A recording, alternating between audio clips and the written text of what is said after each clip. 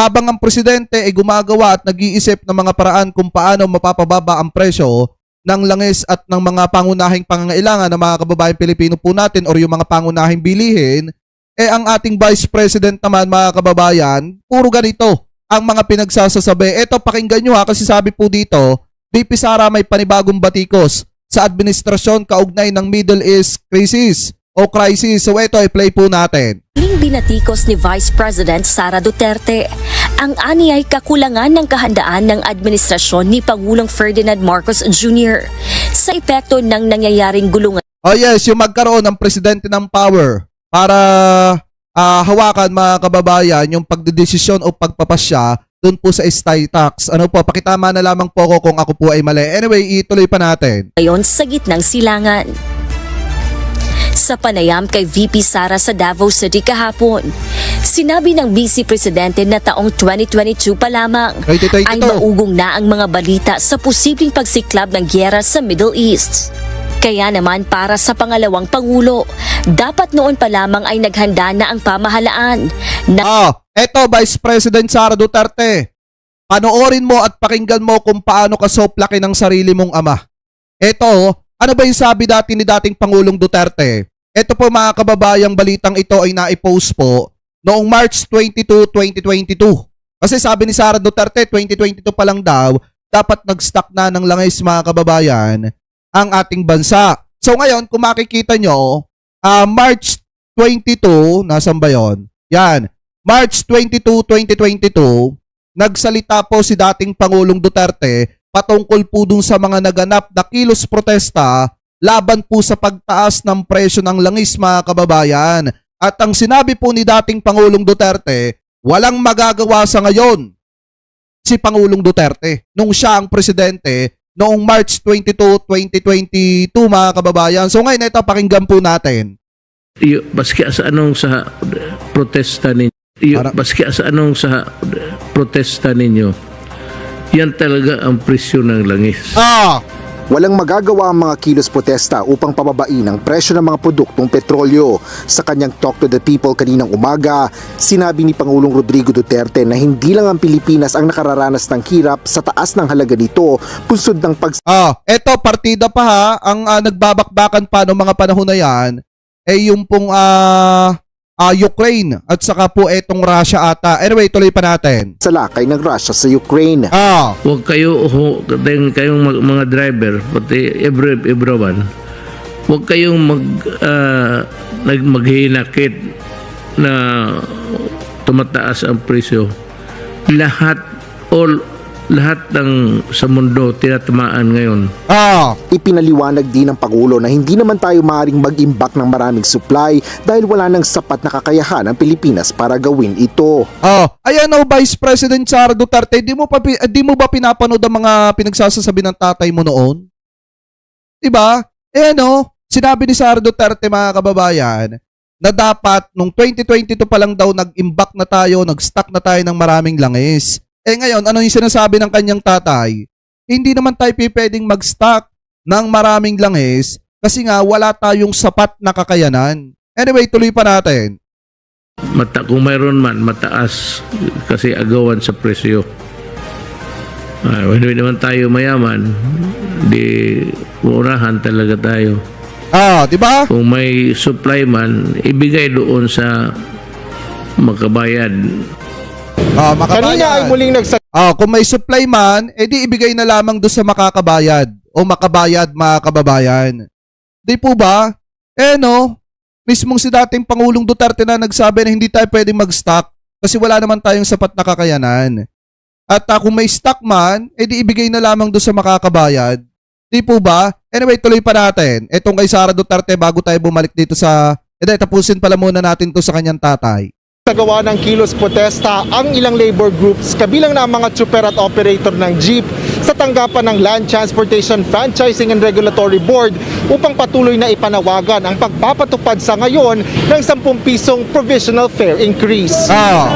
Ayon naman kay Modesto Floranda, National President ng Piston, batid nila na hindi pa napapanahon ng 14 at 15 pesos na minimum fare dahil mabigat ito para sa mga mananakay na bumabangon pa sa krisis dulot ng pandemya. Kaya sa halip ay nais nilang suspindihin na lang ng pamahalaan ang excise tax ng langis at amyendahan ng oil deregulation law. Ito ay malinaw na panliling lang sa atin ng oil company sapagkat yung ginagamit natin ngayon na crudo ay nabili po natin yan na mas mababa pa by Nobyembre at umaabot lamang ng 85 per barrel yung produktong petrolyo. Taminado yung ilang mga gusalinahan na inuubos talaga lang nila yung kanilang stocks. Ayan, panahon po ni Duterte yan, mga kababayan, ha? Samantala, umabot na sa humigit kumulang 703 million pesos ang halaga ng fuel subsidy na naipamahagi na ng LTFRB.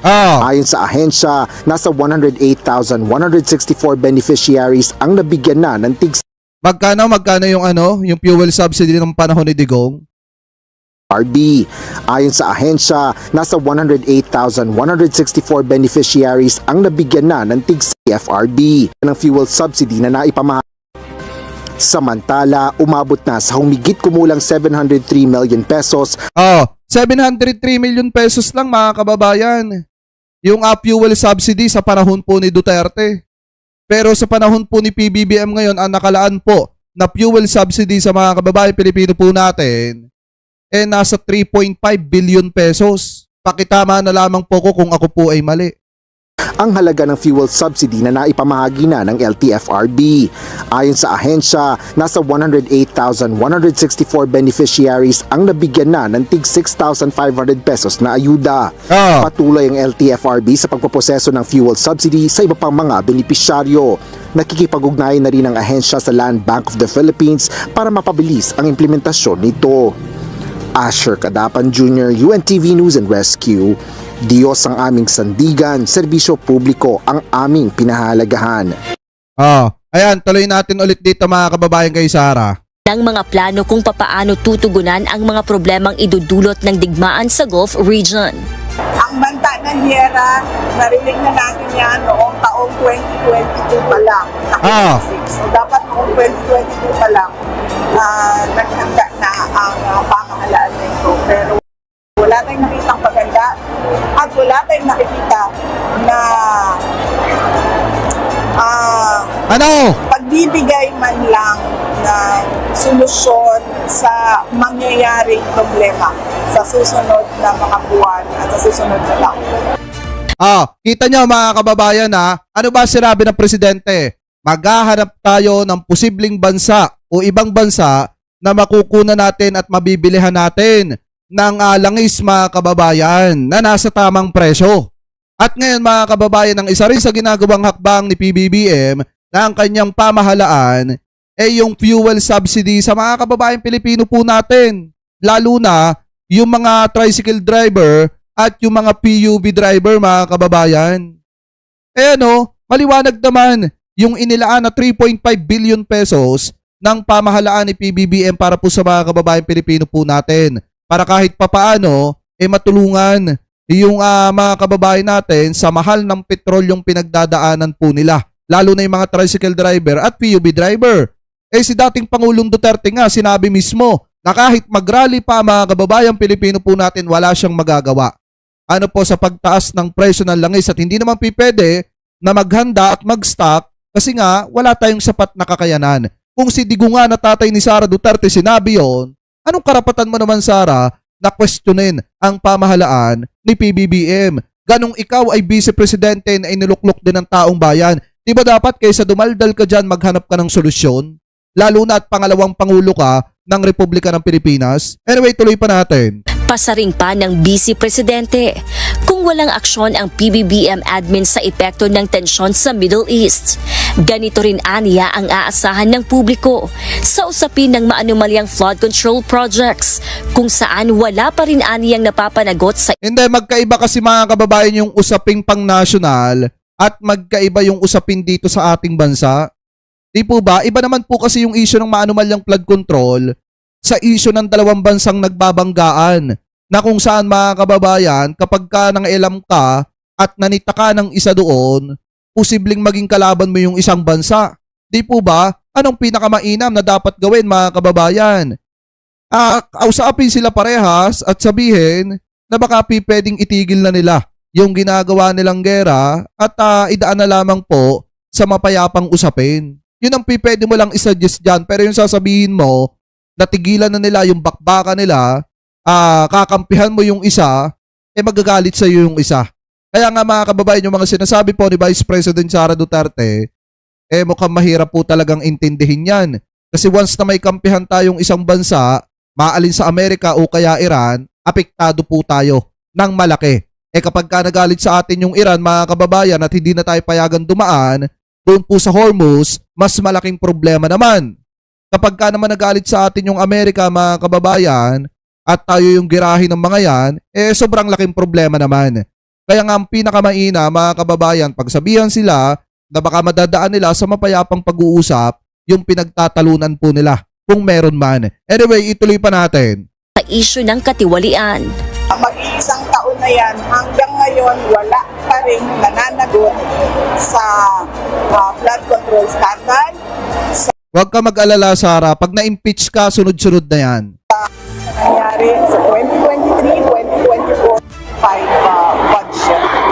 So, i-ano lang natin yan, itali natin yan doon sa nangyayari ngayon sa Middle East, no? Kung isang taon na itong corruption scandal na ito, na walang nananagot, at walang sinseridad ang administrasyon na imbestigahan, hindi pakulong lahat ng mga involved sa scandal na yan, makikita din natin na wala silang gagawin dito sa problema natin na darating dahil sa giyera sa Middle East.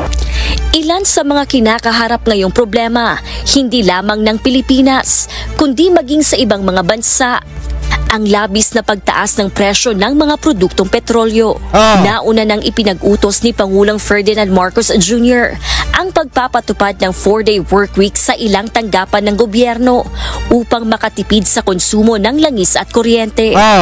Patuloy rin ang ginagawang repatriation program sa mga kababayan natin na apektado ng kaguluhan sa Middle East.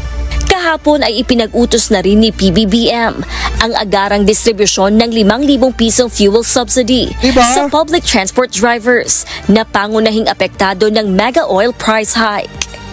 Gladys Tuwabi, humahataw sa balita ngayon. Wala kang kawala, Regador, kayo ay maganda, Regador, galit sa masama, Regador, ang sa inyo bebenga, Regador, wala kang kawala, Regador, kayo ay maganda, Regador, galit sa masama.